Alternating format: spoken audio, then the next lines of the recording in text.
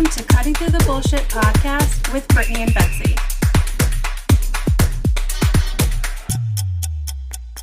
Welcome back, beautypreneurs. Let's get into it. Today, we're going to be talking about leadership. Something that's been lacking in a lot of salons is leadership. You guys, I have known Brittany for most of her life, and this is one of the most difficult things I have seen her go through and learn, but it's also been one of the strongest things I've ever seen her master. Oh, well, thank you, Bets. You're welcome, Britt.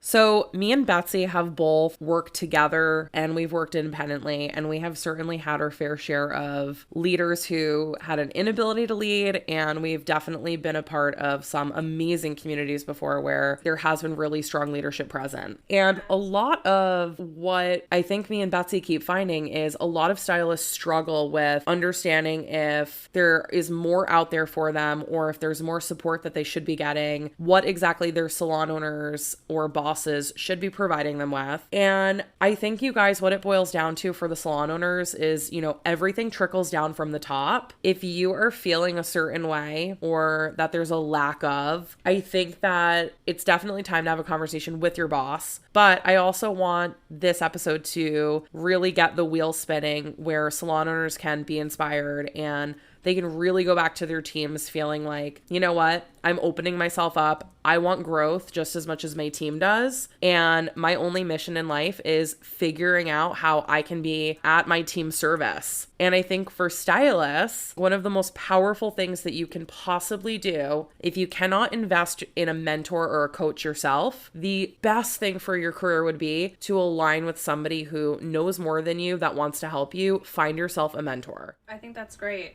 So bouncing off of that, how do you go about introducing leadership skills to other salon owners so they can successfully lead their teams? Well, I always like to say that this is like anything. It's a journey, not a sprint. I can at least speak for myself. When I first began this journey of really learning how to remain objective and do everything I can to support others, it's an emotional, mental, and spiritual journey for sure. So a lot of the times when I am working with salon owners and when we're in these one-on-one coaching sessions, we're really going deep. We are going to a place of how do we move forward from all of the life experiences that we've collected that have made us who we are? How do we undo those self-limiting beliefs that are standing in the way of us being of service to the person that we're trying to help? And it takes somebody being incredibly open and incredibly honest. It's on a whole new level of ownership and honesty where they really have to look inside of themselves and say, what is holding me back? Because whatever's holding you back as a salon owner, it is going to impede and infringe on all of your staff. And sometimes it's not identifiable, where you are going to sit there and wonder, why can't I just get Sally to clean the dishes? Or why can't I get Charlie to rebook? But it's not that simple. We're not robots. We're extremely complex creatures. We all have gotten ourselves to this point in life where most of us haven't done that internal work of undoing everything that we have come to know to really strip away all of our experiences. And I like to think of it as like a kaleidoscope. Like if we're looking through this kaleidoscope, all of our experiences have shaped us. So however I see something might be different than how Betsy, you might see something.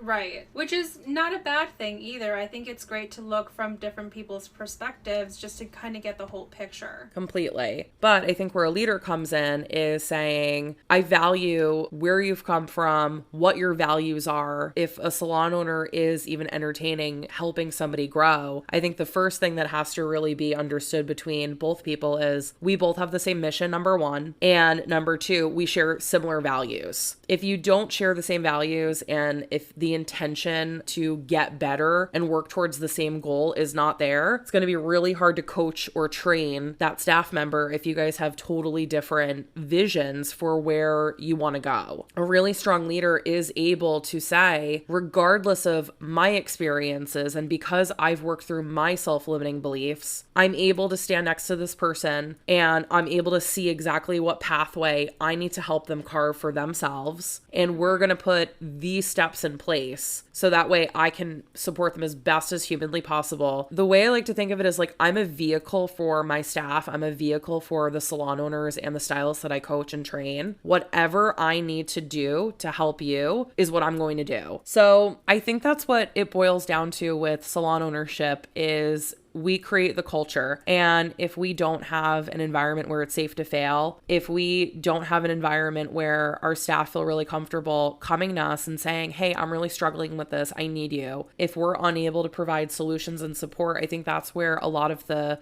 foundations, there's cracks in the foundation, it starts crumbling. Yeah, and that can be the downfall for the entire team and salon in general. Completely. And, I think salon owners, one thing that I hope if you are listening, you can take from this is it's not our job to motivate people. That's not our job. It is not our job to force somebody into doing something that they don't want to do, even if we believe that it's in their best interest. And I know for a lot of us, that's one of the hardest lessons that we can learn because often we just want to see people succeed so badly, or sometimes we can see the potential in somebody else before they can. But signing up to be a salon owner, it's a thankless job. And we definitely should not be in this industry because we're looking for thank yous or because we're looking for our staff to glorify how much, help or support that we have given them. When the ego is taken out, right? If we can completely remove our ego from everything, it makes it really clear cut as to what we should be investing our time with. And that kind of cues you into where it's going to go anyways. If our ego's in the way of helping a staff member achieve a goal because we're so determined and stubborn and we want it to be a personal accomplishment that we got them somewhere, that's where the leadership gets very shaky. We can bring the horse to water, we can't make it drink. That's one of my favorite phrases in life. And it's very, very true. Right? We can't force people to level up. They have to want it themselves. Mm-hmm. And taking that out of the equation, right? We're able to focus on being solution oriented. We can move forward all the time. So how do you navigate through helping other people find their own solutions without just giving them the solution? Well, it's never our goal to just dish out and give the information. That's not helping somebody really understand how they're going to grow. Really, what a leader does is a leader likes to guide, almost like if we're the bowling ball going down the lane, right? We're like those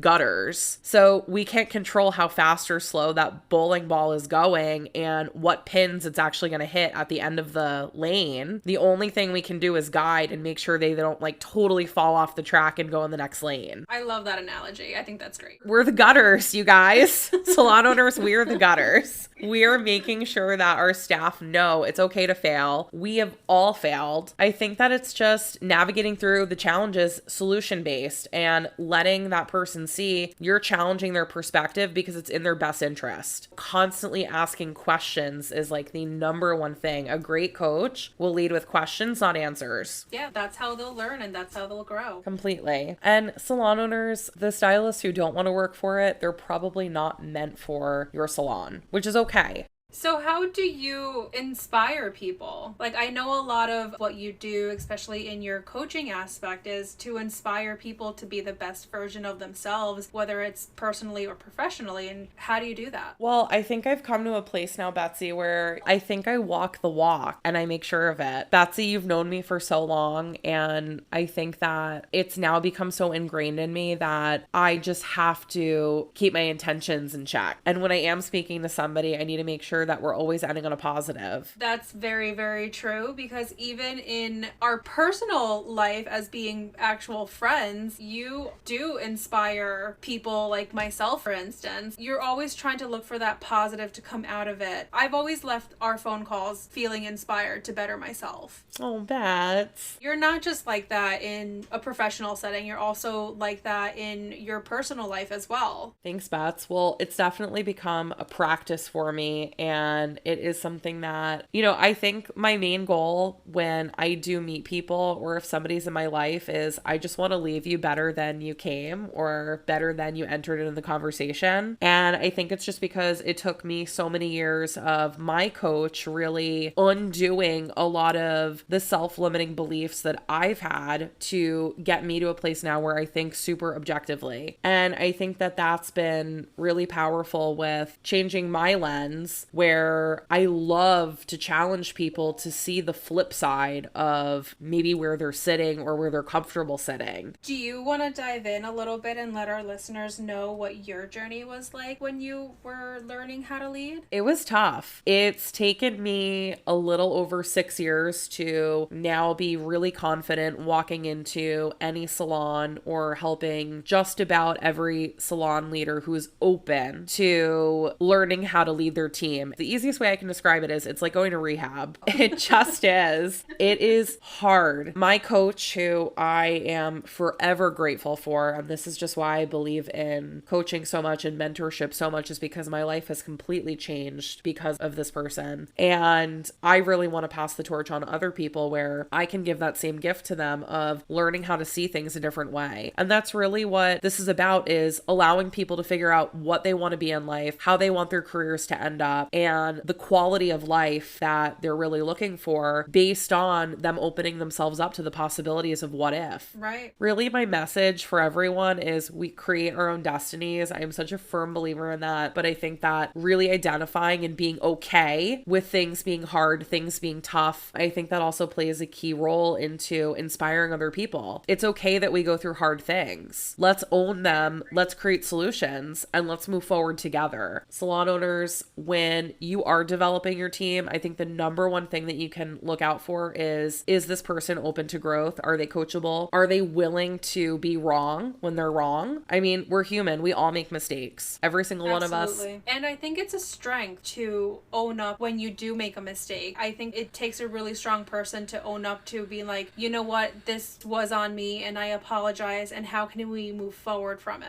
And I think that salon owners too, you always being the example and letting your team know that you are human, you do fail, but your failures are never preventing you from showing up the next day and giving 110%. You know, Britt, this is something that I actually really love learning about. And I've noticed that a lot of stylists do really struggle with their bosses and their salon environment. Do you think that it is because of a lack of leadership? Betsy, 100,000% yes. I definitely think that you guys, stylists, it trickles down from the top, and the culture that you do have, it was created by the leader that opened that salon. I think there's a lot of salon owners who they lack leadership, unfortunately, and this is just my prediction and my understanding of what's happening in the market right now, but I do think that 10 years from now, commission salons are going to host the creme de la creme of stylists out there, and I think that they're going to be run by the strongest leaders in our industry. I think that that's what's happening right now. The commission salon model is failing because what's happening is stylists are not inspired. They do see their only way out as going to booth rent, which for some, I do think is a perfectly fine option. I've booth rented, Betsy has booth rented. We have also served on teams, and I do think that it's a mixture, and me and Betsy will get more into this because I think that there's this great debate right now, especially going online on Instagram and when we meet and talk to other stylists, of like the pros and cons of booth renting versus commission salon, right? Yes,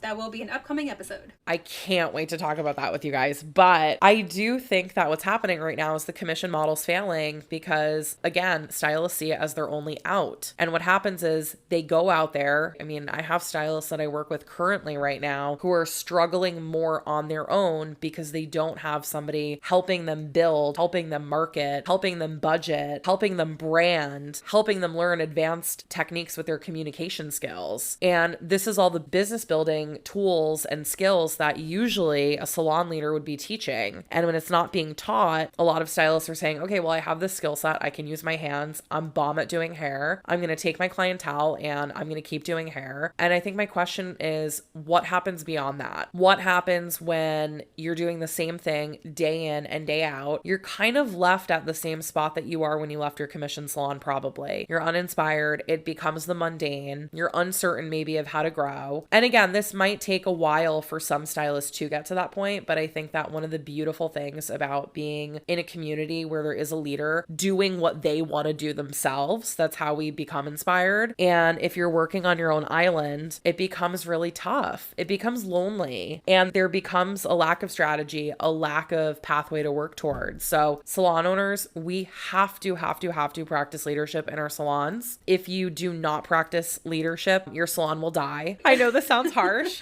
It does sound harsh, but that's the reality. It's the reality. And again, I support any type of artist, whether you're independent or whether you work for a salon. I don't even like calling it working for a salon. I really think it is, if you're in the right commission salon, you're building your business within somebody else's business. That's truly what I see it as. You know, I've worked with salon owners who have been making less money than their top earners because they have done such a beautiful job of building out this career for a stylist within their salon. If you want to continue growing, or salon owners, if you want your salon to constantly be innovative where stylists are dying to work for your salon, I think that you have to constantly be growing yourselves and passing that torch onto your stylists at all times, every single day. I think that's great advice. I love it. Glad you love it, Bets. All right, beautypreneurs, we've cut through the bullshit for today. Salon owners, if you need help elevating your leadership skills, holler at your girl. Stylists, if your boss is not capable of supporting you, it might be time to have a chat or move on. Good luck, and reach out to me and Betsy if you guys need any help. We'll see you all next week. Bye. Bye.